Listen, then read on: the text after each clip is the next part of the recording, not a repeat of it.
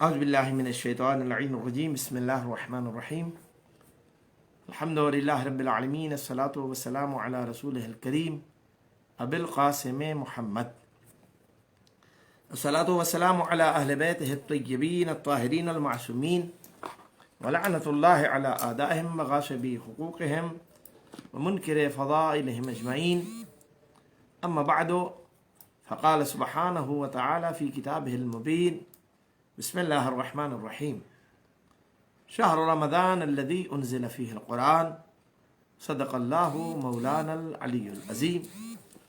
حاضرین و ناظرین السلام علیکم۔ تحفہ یا علی علیہ السلام مدد۔ انتہائی معذرت خواہ ہوں کہ کوئی سسٹم میں خرابی کی وجہ سے ہماری گفتگو اپلوڈ نہیں ہو سکی، تو اس لیے میں دوبارہ آپ کی خدمت میں حاضر ہو رہا ہوں۔ وقت انتہائی کم ہے، انشاءاللہ العزیز کوشش کروں گا کہ تھوڑے سے وقت میں ہی آپ کی خدمت میں زیادہ سے زیادہ گفتگو پیش کر سکوں۔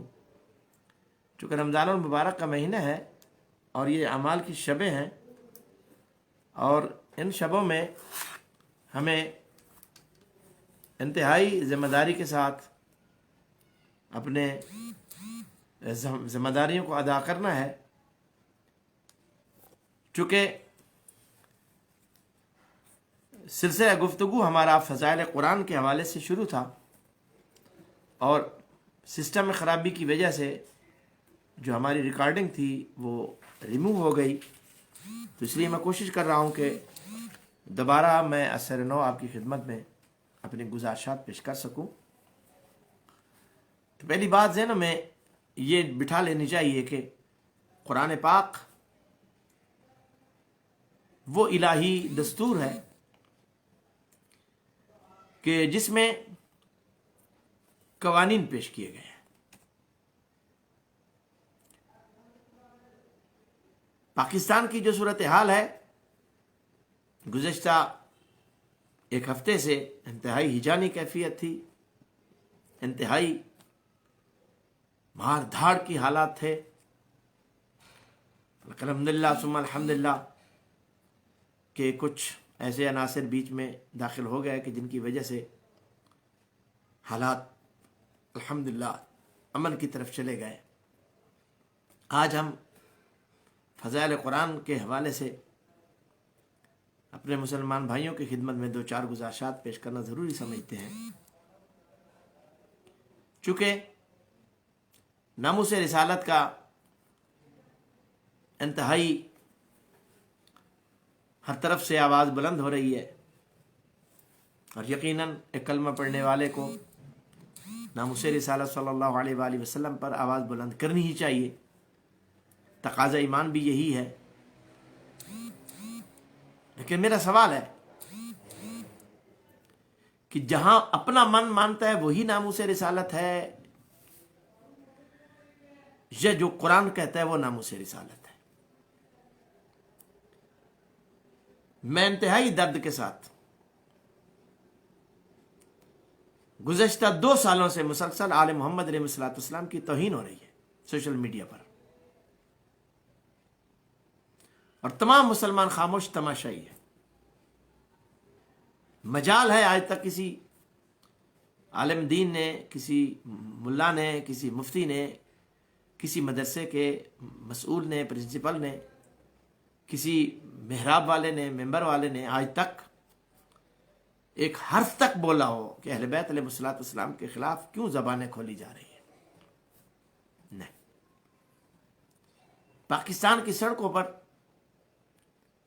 سے بڑے بڑے صاحبان جبہ و دستار جو آج ناموس رسالت کے یہ ہلکان ہو رہے تھے، انہوں نے اعلانیہ کھڑے ہو کر یزید زندہ باد کے نعرے لگائے۔ میں دستبستہ سوال کرتا ہوں مسلمانوں سے کہ جنہوں نے یزید زندہ باد کے نعرے لگائے ہیں، کیا انہوں نے توہین رسالت کا ارتکاب کیا یا نہیں کیا؟ کیا یہ توہین رسالت ہوئی ہے یا نہیں ہوئی؟ یہاں پر خاموشی کیوں ہے؟ اور آج اگر وہ لوگوں کو ناموس رسالت کے لیے درس دے تو کیا سمجھا جائے کہ وہ کس بات کا درس دینا چاہتے ہیں؟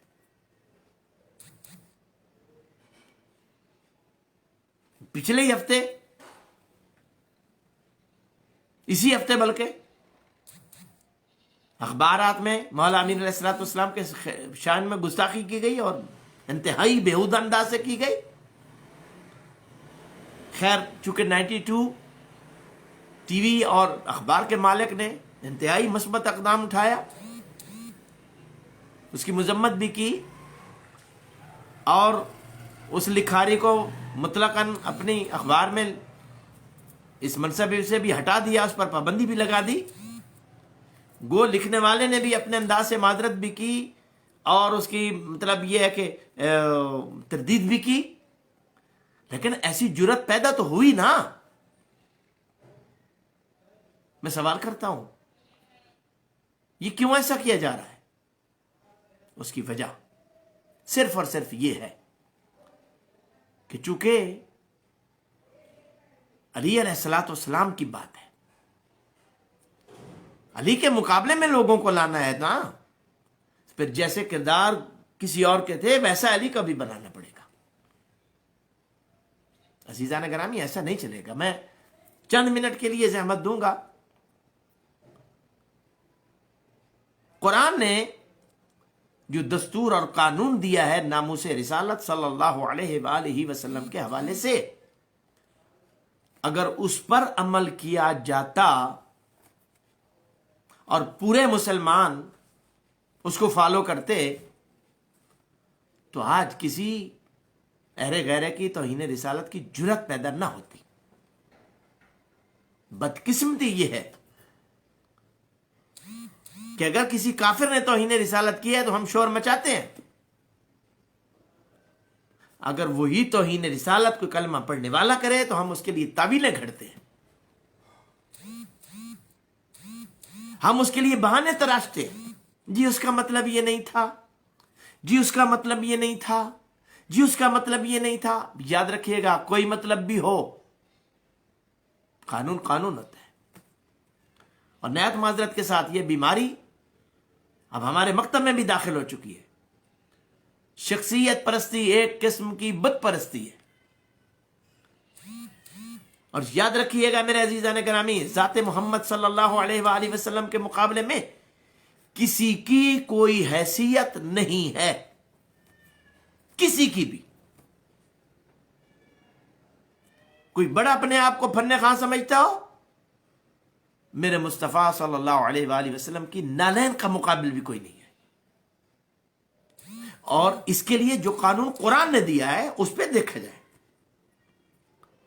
اور میں دعوت فکر دیتا ہوں تمام مسلمان بھائیوں کو کہ آئیے یہ رمضان المبارک کو ناموس رسالت ہی کا مہینہ بنا کے مناتے ہیں اور یہ عہد کرتے ہیں، یہ طے کرتے ہیں کہ جس نے جب جہاں جس انداز میں بھی توہین رسالت صلی اللہ علیہ وآلہ وسلم کی ہے اسے برات کا اعلان کیا جائے. آیا نا، کھل کے بات کریں. یہ نہیں ہو سکتا کہ اگر کوئی ایسا بندہ توہین رسالت کرے جس سے اپنے آپ کے تعلقات اچھے ہوں تو اس کو ساری معافیاں ہیں. نہیں بھائی نہیں.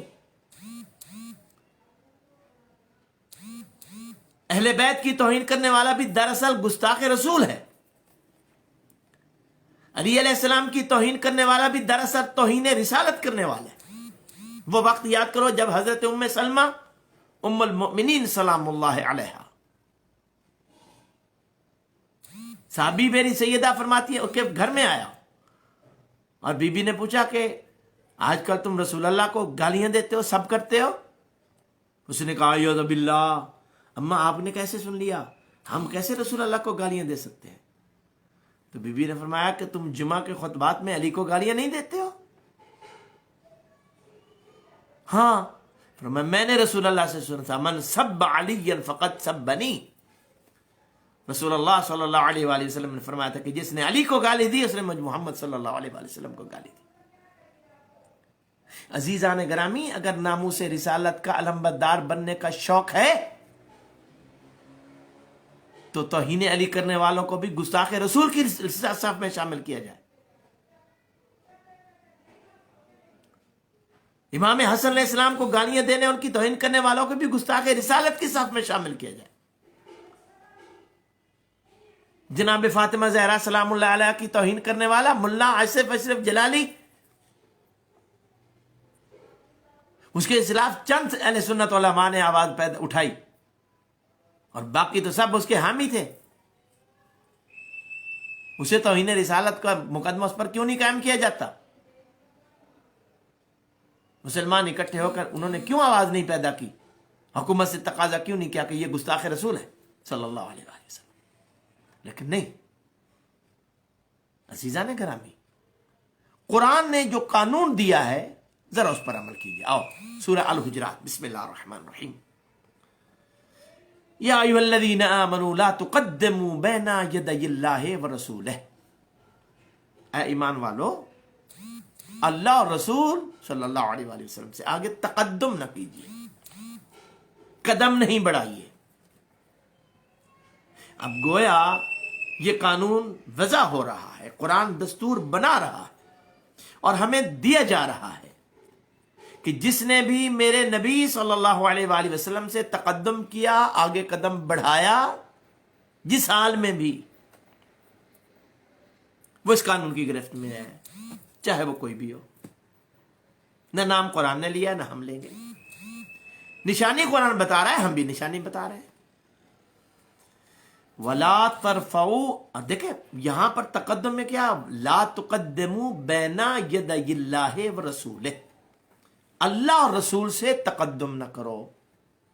میرا عالم اسلام سے سوال ہے، کیا اللہ ہمارے آگے چلتا ہوا کبھی نظر آیا ہے؟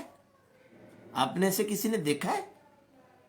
لیکن وہ رسول کہہ کے خدا نے واضح کر دیا کہ جب میرا نبی مصطفیٰ صلی اللہ علیہ وآلہ وسلم چل رہا ہو تو یہ سمجھنا کہ میں خدا بھی ساتھ چل رہا ہوں. اس کے اکیلے قدم نہیں ہے، میرے قدم بھی ساتھ ہیں. اور آگے فرمایا وَلَا تَرْفَعُوا أَصْوَاتَكُمْ فَوْقَ صَوْتِ النَّبِيِّ، اور خبردار اپنی آواز کو میرے نبی کی آواز سے بلند نہ کرو. پہلے کہا میرے اور نبی سے تقدم نہ کرو، اور اب اپنی بات چھوڑ دی.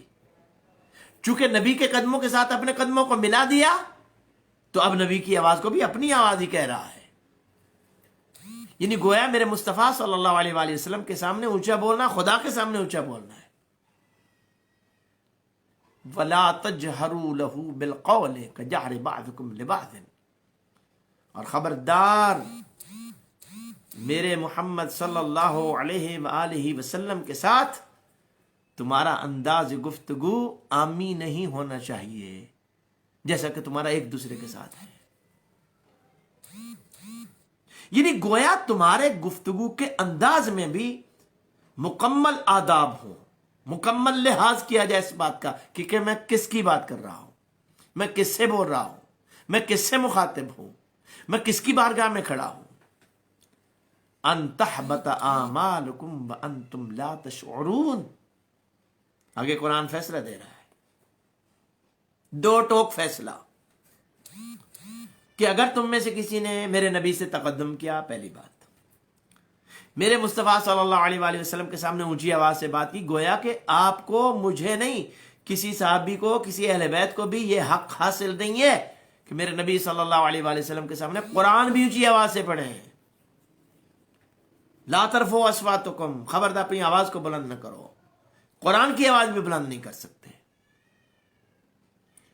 اور میرے مصطفیٰ صلی اللہ علیہ وآلہ وسلم کے ساتھ تمہارا گفتگو کا انداز عامی نہ ہو.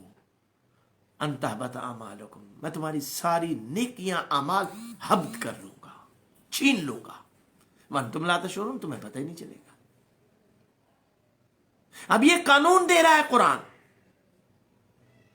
یعنی جو بھی نبی سے آگے قدم بڑھائے، چاہے جو بھی ہو، وہ اس قانون کی گرفت میں مجرم. جو بھی میرے نبی صلی اللہ علیہ وآلہ وسلم کے سامنے اونچی آواز سے بولے، میں دست بستہ عالم انسانیت کو، عالم اسلام کو دعوت فکر دے رہا ہوں، اے ناموس رسالت کے لمبرداروں، ذرا تاریخ نرم گوشہ کیوں؟ یہ سوال ہے. اور ہر اس انسان سے، ہر اس کلمہ گو سے سوال ہے جو دعوے دار ہے ناموس رسالت کا اور گستاخان رسول کے ساتھ اس کا تعلق بھی قائم ہے۔ عزیزان گرامی، انصاف سے کام لو۔ ہم پہلے دن سے رو رہے ہیں اسی بات پر کہ گستاخ رسول قابل معافی نہیں ہے، گستاخ اہل بیت قابل معافی نہیں ہے۔ یہ وہ جرم ہے، یہ وہ گناہ ہے جس کی توبہ بھی نہیں ہے۔ پڑھیے سورہ توبہ۔ اللہ نے اپنے نبی صلی اللہ علیہ وآلہ وسلم کو منع کر دیا کہ میرے حبیب، جو تیرے گستاخ ہیں تو انہیں معاف کر بھی دے تو میں خدا معاف نہیں کروں گا۔ مجھے انصاف سے بتائیے گا عزیزان گرامی، میں دستور سے سوال کر رہا ہوں کہ یہ مہینہ 2021 کا رمضان المبارک ناموس رسالت کا مہینہ بنا کے اس کو گزاریے، اور آئیے سال تو فیصلہ کر لیجئے اور تلاش کیجئے، اپنی کھولیے کتابیں، کھنگالی حدیث اور تفسیر کی کہ کس کس نے کہاں کہاں توہین رسالت کی ہے۔ اگر خاکے بنانے والا، اور یقیناً وہ لعنتی ہے جس نے میرے نبی صلی اللہ علیہ وآلہ وسلم کے خاکے بنائے، اور جو نقلیں اتارتا تھا وہ رضی اللہ کیوں ہے؟ جس پر میرے نبی صلی اللہ علیہ وآلہ وسلم نے لعنت کی تھی وہ رضی اللہ کیوں ہے؟ ہمیں یہ دوگلی پالیسی ترک کرنی پڑے گی۔ عزیزان گرامی، جب میرے نبی صلی اللہ علیہ وآلہ وسلم کے بارے میں قرآن نے ہمیں قانون دے دیا ہے، تب کوئی بھی اس کی زد میں آئے گا وہ مجرم ہے، اس کے لیے کوئی رعایت نہیں ہے۔ کاش کہ مسلمان اس عدل کے تقاضے کو کا دامن پکڑ کے چلتے تو پھر آل محمد کے گھروں کو جلایا نہ جاتا۔ عجیب بات ہے، عجیب فلسفہ ہے۔ ناموس رسالت کا نعرہ لگایا جاتا ہے اور گستاخان رسول کو سینے سے لگایا جاتا ہے، حرمت اصحاب رسول کا نعرہ لگایا جاتا ہے، اور علی علیہ السلام کو گالیاں دینے والے کو رضی اللہ کہا جاتا ہے۔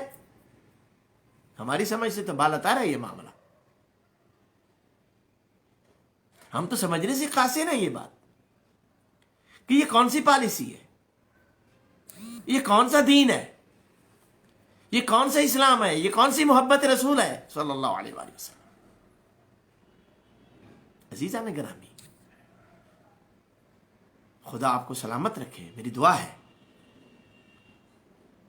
دشمن رسول صلی اللہ علیہ وآلہ وسلم، دشمن مصطفیٰ، چاہے جس رنگ میں ہو، جس روپ میں ہو، جس ہیکل میں ہو، جس پیکر میں ہو، جس شکل میں ہو، جس صورت میں ہو، جس زمانے میں ہو، جس گھڑی میں ہو، وہ لعنتی تھا، ہے اور رہے گا۔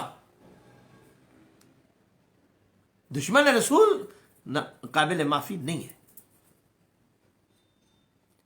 اور جو اس کے لیے راستے تلاش کرتا ہے وہ اس سے بھی بڑا مجرم ہے۔ لہذا میں التجا کرتا ہوں تمام عالم انسانیت سے، تمام عالم اسلام سے، آئیے اکٹھے ہو جائیں، اور اسی نقطے پہ اکٹھے ہو جاتے ہیں کہ توہین مصطفیٰ کرنے والا جس رنگ میں بھی ہوا اسے اسلام سے باہر نکالا جائے، اسلام کے لبادے میں اسے لپیٹ کر اس کے عیوب کو چھپایا نہ جائے۔ توہین رسالت کے لیے کوئی رعایت نہیں ہے، چاہے کسی نے بھی کی ہو، کسی رنگ میں بھی کی ہو، کسی طریقے سے بھی کی ہو، حرفی کی ہو یا عملی کی ہو۔ دعا ہے مولا کائنات بحق محمد و اہل بیت محمد علیہ السلام ہمیں صحیح معنوں میں حرمت مصطفیٰ صلی اللہ علیہ وآلہ وسلم کو سمجھنے کی توفیق عطا فرمائے، اور جن جن کی توہین رسول اللہ نے اپنی توہین کہی ہے ہمیں ان ذوات مقدسات کی بھی معرفت عطا فرمائے۔ آل محمد کی عزت کا صدقہ مولا دشمن زہرا سلام اللہ علیہا جس رنگ میں بھی ہے، جس زمانے میں بھی ہے، جس حالت میں بھی ہے، خدا اسے ذلیل اور خوار فرمائے۔ آل محمد کی عزت کا صدقہ بالخصوص اس زمانے کے دشمن زہرا سلام اللہ علیہا مولوی آصف اشرف جلالی ملون کو خدا واصل جہنم فرمائے۔ پروردگار عزت اہل بیت علیہ السلام کا صدقہ جو بھی اہل بیت علیہ السلام کا میرے نبی صلی اللہ علیہ وآلہ وسلم کا، اس کی اہل بیت کا گستاخ ہے، اسے ذلیل اور خوار فرما۔ عزت اہل بیت کا صدقہ ملک پاکستان کی حفاظت فرما۔ اندرونی بیرونی خدشات و خطرات سے محفوظ و مامون فرما. محمد اہل بیت محمد کی عزت اور عظمت کا صدقہ ملک پاکستان کی سرحدوں کی حفاظت فرما.